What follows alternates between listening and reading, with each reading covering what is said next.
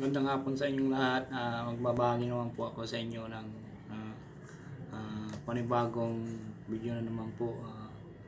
I-share ko po sa inyo yung orasyon panghaba ng buhay, panubo. Sana po ay tangkilikin nyo po itong YouTube channel ko na Iwagan ng Pangasinan. At i-share ko po sa inyo yung panghaba ng buhay, panubo. Una po sa lahat ay magdasal po tayo ng isang ama namin, Baginong Maria, sumasampalataya. Isunod po ang orasyon na to. Dasal po naman. Magdasal muna mo tayo. Ama namin na sa langit, kasambay ng pangalan mo. Ikaw na mangyari sa amin. Sundin mo ang kalooban mo dito sa lupa at na sa langit. Bigyan mo po kami ng pagkain kailangan namin sa araw na ito. Patawarin mo po kami sa aming mga kasalanan, tulad ng papatawad namin ng kasala sa amin. Huwag mo kami hirap sa mahigpit na pagsubok, kundi hindi mo kami sama-sama sapagkat iyo ang kariyan, ang kapangyarihan at ang kapurihan mo. Kaya naman namin. Baginong Maria, na pupuno ka ng grasya, ang Panginoon Diyos sumasa iyo. Bukod kang pinagpala sa babaeng lahat, pinagpala naman ang iyong anak na si Jesus. Santa Maria, Ina ng Diyos, panalangin mo kayo makasalanan, ngayon at kung kami mamatay. Amen. Sumasampalataya ako sa Diyos na makapangyarihan sa lahat, na may likha na langit at lupa. Sumasampalataya ako kay Kristo, isang anak ng Diyos, Panginoon natin, na katawang tao siya, lalang ng Espiritu Santo. Pinanganak ni Santa Maria Birhen, pinagpasakit ng Poncio Pilato, pinako sa krus, namatay nilibing, nanawag sa kinaroroonan ng mga yamahan ng katlong araw, nabuhay na mag-ulit, umakyat sa langit, naluluk-luk sa kanan Diyos na makapangyarihan sa lahat, at doon namumulang paririto at maghukom sa mga nabubuhay at nangamatay na tao. Sumasampalataya ako sa Espiritu Santo, sa banal na simbahang Katolika, sa kasamaan ng mga banal, sa patawaran ng mga kasalanan, sa pagkabuhay ng mabuhay ng namatay na tao, sa buhay ng walang hanggan. Amen. Isunod po yung orasyon. Narito po ang orasyon. Tatlong bisis po usalin. Corpus Christi, Fidei Anima, Maria Virginis, Hoc is Enim, Corpus Meum, Asasa, Ataki, Atulagi, Jesus, Hoc Salvador. Corpus Christi, Fidei Anima, Maria Virginis, Hoc is Enim, Corpus Meum, Asasa, Ataki, Atulagi, Jesus, Hoc Salvador. Corpus Christi, Fidei Anima Maria Virginis, Hoc is Enim, Corpus Meum, Asasa, Ataki, Atulagi, Jesus, Hoc Salvador. Ang orasyon po ito ay sinusulat sa tissue paper ang orasyon, at tapos usalin ng 3 times. Ihip sa tissue paper na may nakasulat na orasyon, ihip 3 times. Tapos isinod po yung banggitin ng Vita Res, Behold, Buog. 3 times po usalin yung Vita Res, Buog. Usalin po ng 3 beses sa tissue na may nakasulat na orasyon na, at nunukin ang tissue paper. Gawin ito sa First Friday o unang buwan na Biyernes, kabilugan ng buwan. Ito ay napakabisa po. Wala pong mawawala sa atin kung susubukan po natin na gamitin. Sana po ay pag gumagayat po kayo ng orasyon ay isa puso nyo at mag-concentrate lang po tayo sa ginagawa. Sinusulat po sa tissue paper to, na isulat ang orasyon sa tissue paper, na kahit nyo isulat po na maliit lang po, yung tama-tama yung orasyon, para yung pag nilunok po natin ay malunok po natin. Huwag yung malaki, hindi natin malunok-lunok yun. Kasi yung tissue paper ay, ibig sabihin yung tissue paper ay malambot yun. Hindi naman babara sa atin. Isulat natin sa tissue paper. Pwede rin dito pang sulat yung lapis na hindi pa nagagamit. Hindi pa na isusulat sa iba, yung bago, o kaya ballpen na pula, isulat nyo. Dahan-dahan lang po pagsulat para hindi mapunit yung tissue paper.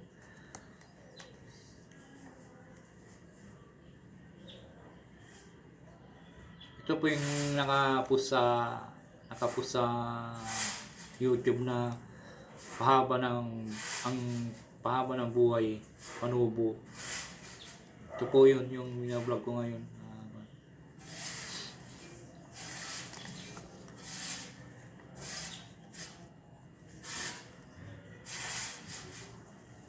Sulat sa tissue paper ang orasyon.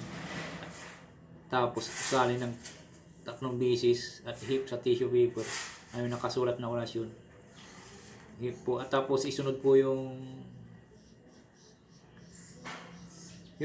Biratis, Behold, Boog. Hindi na po isusulat po yun. Yung isusulat po lang yung orasyon.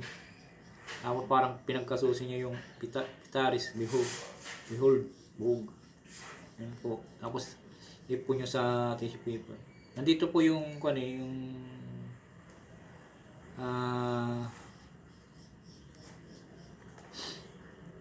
ikukuhan ko sa screen itong orasyon. Paalala lang po sa inyong lahat na sana ingatan po ninyo ang mga binabahagi kong mga orasyon.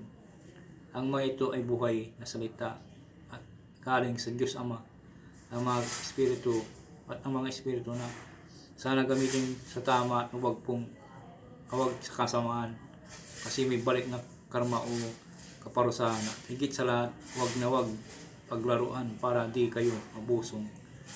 Ang ibig sabihin ng busong po ay paparusahan ka, hindi ka lang ikaw, buong pamilya. Maraming salamat po. Ang mga kaalaman at orasyon ay mabisa at subok na, kaya ingatan ninyo ito. Huwag gamitin sa kasamaan o hindi makahulog ang bagay. Gamitin po ito para makatulong sa kapwa. At mag-like and share at pindutin na rin ang bell icon para updated po kayo sa lahat ng susunod kong upload.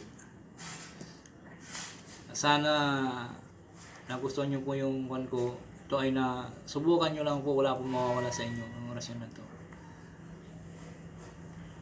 Maraming salamat po at shout out po pala sa inyo lahat. Shout out sa inyo. God bless po. Ito po yung pahaba ng buhay. Po,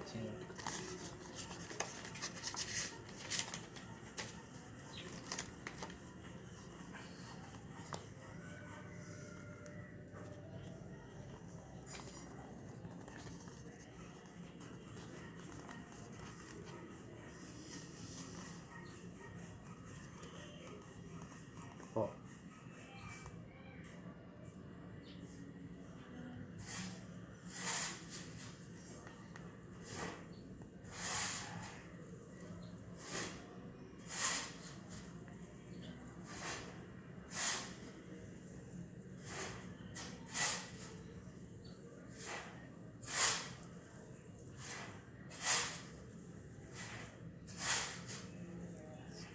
Sana pakaingatan po nyo itong binabahay ng mga orasyon, kasi ito ay legit po ito na orasyon. Buhay na orasyon po ito, Latin, galing sa Diyos Ama. At po ang binabahagi ko po dito ay para makatulong po, para ma-share nyo po sa iba. Bago nyo abusuhin po na paglaruan, kasi ito ay napakabisa po.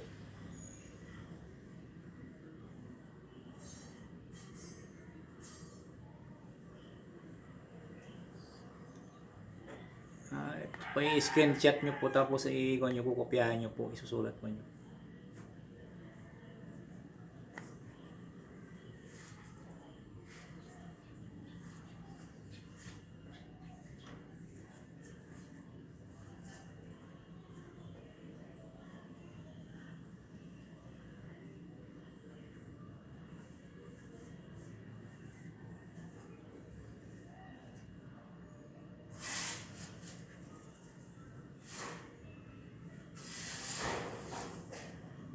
Maraming salamat po. Sana mag-subscribe, mag-like and share para updated po kayo sa sunod kong video.